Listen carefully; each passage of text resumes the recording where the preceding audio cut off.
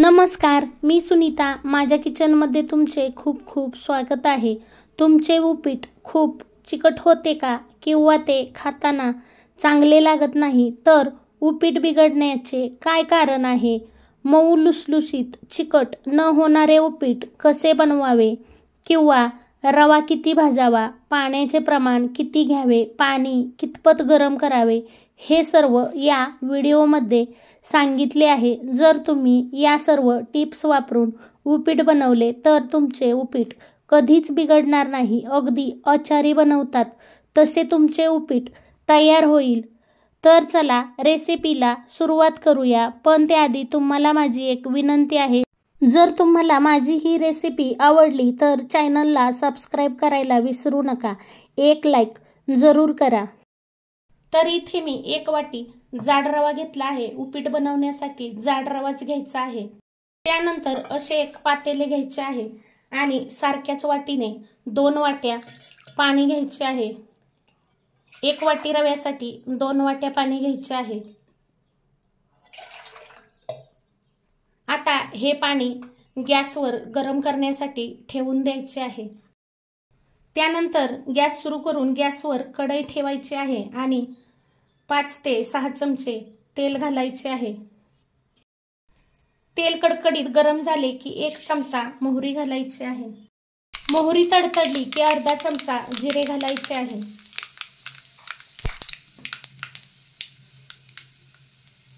त्यानंतर 1 मोठा कांदा असा उभा चिरून घेतला आहे, हा घालायचा आहे. 4 हिरव्या मिरच्या तुकडे करून घेतले आहेत. 4-5 कढीपत्त्याची पाने घेतली आहेत. आता हे सर्व आपल्याला 2 मिनिट भाजून घ्यायचे आहे. कांदा जास्त भाजायचा नाही. कांदा हलकासा भाजला की उपीट खायला खूप छान लागते.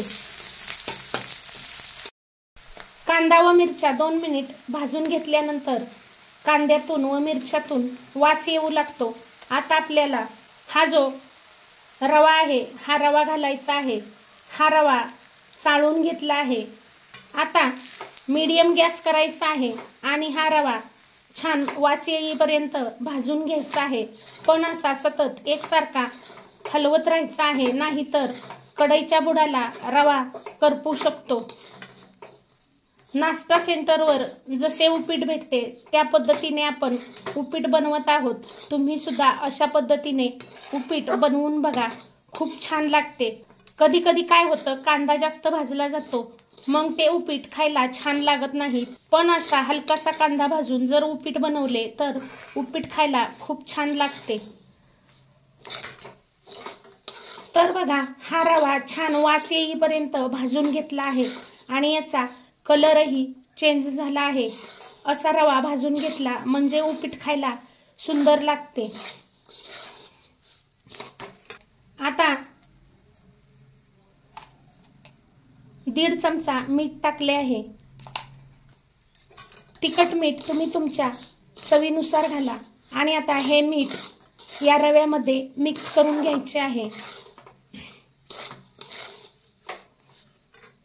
त्यानंतर आता इथे मी कडकडीत गरम करून घेतलेले पाणी घालणार आहे.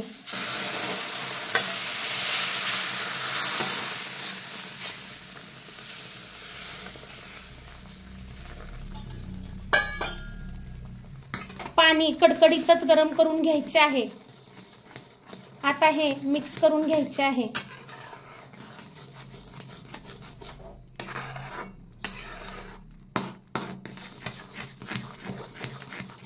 बऱ्याच वेळा काय होतं, रवा भाजायला कमी पडतो आणि मग ते उपीट खायला छान लागत नाही आणि उपीट चिकटही बनते. तर असे मऊ लुसलुशीत उपीट बनवायचे असेल तर मी सांगितलेल्या पद्धतीने तुम्ही एकदा उपीट नक्की बनवून बघा. आता झाकण ठेवून गॅसची फ्लेम एकदम स्लो करायची आहे आणि 2 ते 3 मिनिट आपल्याला हे उपीट शिजवून घ्यायचे आहे. 2 मिनिट झालेले आहेत. आपण झाकण काढून पाहूया. आता पुन्हा एकदा हे उपीट असे तळापासून हलवून घ्यायचे आहे. तर बघा, तुम्ही इथे पाहू शकता, अतिशय सुंदर मोकळे मऊ लुसलुशीत आपले उपीट तयार झाले आहे। जरासुद्धा हे उपीट चिकट झाले नाही। याचे कारण असे की आपण रवा मोठा घेतला आहे। रवा लहान घ्यायचा नाही किंवा मीडियम रवा सुद्धा घ्यायचा नाही। मोठा रवा घेतला की असे मस्त मऊ लुसलुशीत मोकळे उपीट तयार होते। आता हे उपीट असे छान एकसारखे हलवून घ्यायचे आहे आणि आता गॅसची फ्लेम बंद करायची आहे आणि बारीक चिरलेली कोथिंबीर घालायची आहे। त्यानंतर पुन्हा ही कोथिंबीर थोडी अशी मिक्स करून घ्यायची आहे, म्हणजे कोथिंबीरीचा फ्लेवर उपीटला खूप सुंदर येतो आणि उपीट खायला छान लागते।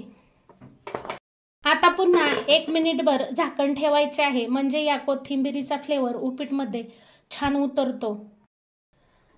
तर बघा, इथे आपले मस्त नाश्ता सेंटरवर मिळते तसे मस्त मऊ लुसलुशीत चिकट न लागणारे उपीट तयार झाले आहे। आता आपण हे उपीट खाण्यासाठी घेणार आहोत। तर इथे मी प्लेटमध्ये उपीट काढून घेतले आहे। आता याच्यावर बारीक शेव घालायची आहे। तुमच्याकडे असेल तर घाला, नसेल तर नाही घातली तरी चालेल, पण शेव घालून उपीट खाल्ले तर ते खायला खूप छान लागते आणि खाण्यासाठी हे उपीट तयार आहे। तर तुम्ही असे माझ्यासारखे उपीट एकदा नक्की बनवून बघा, खायला खूप सुंदर लागते। आणि तुम्हाला माझी ही रेसिपी कशी वाटली कमेंट करून सांगायला विसरू नका। रेसिपी आवडली असेल तर जास्तीत जास्त शेअर करा। याआधी माझ्या चॅनलला सबस्क्राईब केलं नसेल तर प्लीज सबस्क्राईब करा, मला सपोर्ट करा। मला तुमच्या सपोर्टची खूप गरज आहे। एक लाईक करायला विसरू नका। रेसिपी पाहिल्याबद्दल खूप खूप खूप धन्यवाद।